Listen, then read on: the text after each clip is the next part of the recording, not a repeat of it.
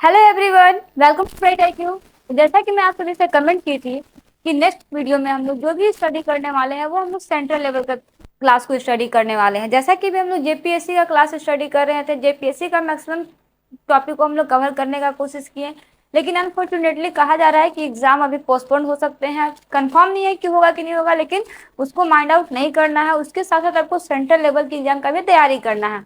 तो इसके लिए आज से हम लोग स्टार्ट करने वाले हैं मैथ्स के सारे रिलेटेड इंपॉर्टेंट क्वेश्चन को। तो चलिए हम लोग स्टार्ट करते हैं आज से बेसिक टॉपिक मैथ्स का परसेंटेज। ये आपका इंट्रोडक्शन वीडियो है जिसमें हम लोग बेसिक कॉन्सेप्ट के साथ साथ इसमें जितने भी रिलेवेंट कंटेंट बन सकते हैं जो आपके एग्जाम पॉइंट ऑफ व्यू से बहुत ही इंपॉर्टेंट है, साथ ही साथ हम लोग वैसे कंटेंट को इसमें स्टडी करेंगे जिसके थ्रू आप बहुत ही आसानी से क्वेश्चन को इजीली सॉल्व कर सकते हो। चलिए बिना लेट के हम लोग स्टार्ट करते हैं परसेंटेज से। सबसे पहले हम लोग समझते हैं इसका मतलब। अगर हम लोग बेसिकली बात करते हैं परसेंटेज का तो इसे हम लोग दो पार्ट में डिवाइड करते हैं। पर का मतलब होता है प्रति। वही अगर हम लोग बात करते हैं सेंटेज की तो सेंटेज जो है वो आपका डिनोट करता है सेंचुरी को, सैकड़ा को, दैट मीन्स 100 को। ठीक है। अगर हम लोग यहाँ पे बेसिक साइज को बोले कि परसेंटेज होता क्या है, तो परसेंटेज वैसा भिन्न होता है जिसका डिनोमिनेटर यानी कि हर जो होता है वो हमेशा 100 होता है। जैसे मान लीजिए ऊपर में कुछ नंबर आया, नीचे में बटा में 100 होगा। ठीक है। परसेंटेज का यही रूल होता है। जैसे अगर हम लोग बोले 10% तो हम लोग क्या बोल रहे हैं, हम लोग बोल रहे हैं 10/100 बोल रहे हैं। अगर मैं बोलूं x% मतलब मैं क्या बोल रही हूँ, x/10 बोल रही हूँ। तो ये होता है आपका बेसिक सा परसेंटेज का मतलब। पर का मतलब प्रति, जो आपका यहाँ पे प्रति लगा हुआ है। सेंटेज का मतलब बटे में 100। 100 आपका क्या रहेगा, हमेशा डिनोमिनेटर यानी कि हमेशा हर में रहेगा। चलिए हम लोग इससे रिलेटेड कुछ टॉपिक को सॉल्व करते हैं। बेसिक सा इंट्रोडक्शन। क्वेश्चन क्या है, निम्न प्रतिशत को भिन्न में बदले। जैसे मैं आपको कुछ परसेंटेज देती हूँ, जैसे मान लीजिए हम लोग 18% बोलते हैं, इसको आपको क्या करना है, भिन्न में चेंज करना है। भिन्न मतलब क्या होता है, न्यूमिनेटर बाय डिनोमिनेटर यानी कि अंश बटा हर में चेंज करना है। इसको हम लोग कैसे कर सकते हैं, 18/100 कर सकते हैं। वहीं अगर हम लोग बोले 23% को भिन्न में चेंज किए तो ये क्या हो जाएगा, आपका हो जाएगा 23/100 हो जाएगा।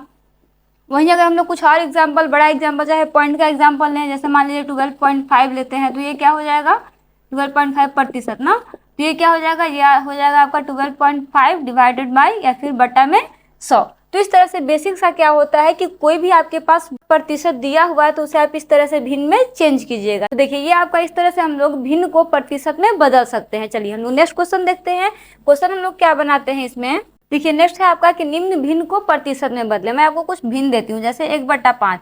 1/5 को आपको क्या करना है, प्रतिशत में चेंज करना है। तो इसका मतलब क्या हो गया कि 1/5 गुने 100 मतलब क्या हो गया, 100/5। ठीक है। तो ये आपका इस तरह से हो गया कि कोई आपके पास भिन्न में दिया हुआ है उसको परसेंटेज में कन्वर्ट करना है, दैट मीन उसको 100 से गुना करना है। इसे आप कर दीजिए, छोटा कर सकते हैं। 100 आता है 5 के टेबल में, 5 के टेबल में 5 एक बार में आ जाएगा। 100 आपका 5 के टेबल में कितने बार में आ जाएगा, तो ये आपका आ जाएगा 20 बार में, यानी कि इसका आंसर आपका हो जाएगा 20। ठीक है। तो इस तरह से हम लोग इसको परसेंटेज में बहुत ही आसानी से बदल सकते हैं, यानी कि ये हो जाएगा आपका 20%। ठीक है। उसी तरह से अगर मैं आपको कोई और भिन्न लेती हूँ, जैसे मान लीजिए हम लोग लेते हैं 10/20। ठीक है। 10/20 को हम लोग कैसे चेंज कर सकते हैं, तो ये जाएगा 10/20 गुने 100। ठीक है। यहाँ पे 1 0 से 1 0 कट जाएगा। 2 के पहाड़ा में 10 आता है, कितने बार में आता है, 5 बार में आता है। 5 को 10 से गुना करेंगे कितना हो जाएगा, 50, यानी कि कितना प्रतिशत हो गया, 50% हो गया। तो इस तरह से हम लोग ना भिन्न को प्रतिशत में चेंज कर सकते हैं और प्रतिशत को भिन्न में चेंज कर सकते हैं। ये आपका एग्जाम में नहीं आएगा, ये आपको बेसिक सा समझना है, ताकि आप जब क्वेश्चन, बड़े बड़े क्वेश्चन को सॉल्व करें तो इस तरह का आपका जो प्रॉब्लम होता है ना, वो प्रॉब्लम बिल्कुल भी फेस करने का जरूरत ना पड़े। तो एश्योर कि आपको समझ में आ गया होगा कि कोई भी नंबर अगर प्रतिशत में दिया हुआ है तो उसे भिन्न में कैसे चेंज करते हैं, और कोई भी आपके पास भिन्न दिया रहे तो उसे प्रतिशत में कैसे चेंज करते हैं। चलिए हम लोग अब नेक्स्ट टाइप का क्वेश्चन को देखते हैं। चलिए नेक्स्ट टाइप का क्वेश्चन है आपके पास कि निम्न प्रतिशत को भिन्न में बदले। जैसे मैं आपको यहाँ पे देती हूँ 36%। 36% को आपको क्या करना है, दशमलव में बदलना, सॉरी भिन्न में नहीं, दशमलव में ना, कि निम्न प्रतिशत को किसमें बदलिए, दशमलव में। पहले हम लोग क्या सीखे कि कोई भी आपके पास भिन्न दिया हुआ है उसको प्रतिशत में चेंज कीजिए, प्रतिशत को भिन्न में चेंज कीजिए। अब हम लोग क्या पढ़ रहे हैं कि प्रतिशत को दशमलव में चेंज कीजिए। दशमलव में चेंज करने का मतलब क्या हो गया, हम लोग 36% को कैसे लिख सकते हैं, तो हम लोग 36% को लिख सकते हैं 36/100। मतलब क्या हो गया कि 100 में 36 से डिवाइड करेंगे, आसानी से तो डिवाइड होगा नहीं। जैसे मान लीजिए 100 में अगर हम 36 से डिवाइड करते हैं तो होगा नहीं, तो हम लोग क्या करते हैं, यहाँ पे एक जीरो दे के पॉइंट दे के यहाँ पे जीरो कर देंगे, तो ये क्या हो जाएगा आपका 300 आएगा। 100 के पहाड़ा में 300 आएगा 3 बार में, ये आपका कट गया, 6 जीरो उतरा, फिर 600 आएगा कितने बार में आएगा, 3 बार, 6 बार में, ठीक है। तो इस तरह से आप बहुत ही आसानी से इसको सॉल्व कर सकते हैं। इसका आंसर क्या आ जाएगा, 0.36 जो है इसका आंसर आ जाएगा। मतलब हम लोग इस प्रतिशत को भी इस तरह से चेंज कर सकते हैं, कुछ भी नहीं करना। अगर आपको बेसिक सा कैलकुलेशन नहीं आता तो दिमाग में रखना है कि जब भी आपके पास डिनोमिनेटर यानी कि हर में बड़ा नंबर है, इसका मतलब क्या है कि आपको पॉइंट के बाद ही नंबर आएगा। अगर नीचे में 100 है तो बड़ी आसानी से आपका क्वेश्चन बन जाएगा, क्योंकि पॉइंट के बाद जितना डिजिट है उतना डिजिट आप एज इट इज उतार दीजिए, है ना। तो इस तरह के क्वेश्चन को हम बहुत ही आसानी से सॉल्व कर सकते हैं। चलिए अगर हम लोग यहाँ पे देखते हैं 21.2%, इसे कैसे लिखेंगे, बिल्कुल इजी सा है। इसे भी हम लोग सिंपल सा लिख सकते हैं 21.2 बटा में 100, ठीक है। अब देखिए यहाँ पे क्या है कि यहाँ से ये पॉइंट हटेगा तो ये नीचे में एक जीरो आ जाएगा, क्योंकि यहाँ से पॉइंट हम लोग रिमूव किए तो 2 जीरो नीचे आ गया। अब देखिए 1 2 3, ऊपर में 1 2 3 यानी कि 3 डिजिट के बाद हमको क्या लगाना है, पॉइंट लगाना है, यानी कि 212.0। मतलब कि इसको हम लोग कैसे दशमलव में चेंज कर सकते हैं, तो इस तरह से हम लोग दशमलव में इसको चेंज करके लिख सकते हैं। तो आई श्योर कि आपको ये सारा क्वेश्चन जो अच्छे से समझ में आ रहा होगा। ये आपका बेसिक कैलकुलेशन है, मैं आपको पहले ही बता रही हूँ कि ये सब आपका एग्जाम में नहीं आएगा, लेकिन जब तक आप इन सारे चीज़ों को नहीं सीखेंगे, नहीं समझेंगे, आपका बड़ा बड़ा क्वेश्चन जो भी आपका कंपटीशन एग्जाम में पूछा जाता है, कोई भी क्वेश्चन आपसे सॉल्व नहीं होगा। तो प्लीज़ इसे आप लोग कॉन्सेंट्रेट करके अच्छे से समझिए। नहीं समझ में आएगा कमेंट बॉक्स में जरूर कमेंट कीजिएगा, मैं उसको फिर से आपको जहाँ पे प्रॉब्लम होगा उसको फिर से रिपीट करने का कोशिश करूंगी, ठीक है। चलिए हम लोग दूसरे टाइप के क्वेश्चन को देखते हैं, जिसमें आपका टाइप 4 में है कि निम्न का मान बताएं। मान बताना है, जिसमें आपके पास दिया हुआ है 60 रुपए का 20% कितना होगा, 40 मीटर का 50% कितना होगा। बहुत आसान है। जहाँ पे आपके पास का लगे, का मतलब होता है गुना, क्या होता है, गुना होता है, मल्टीप्लाई होता है।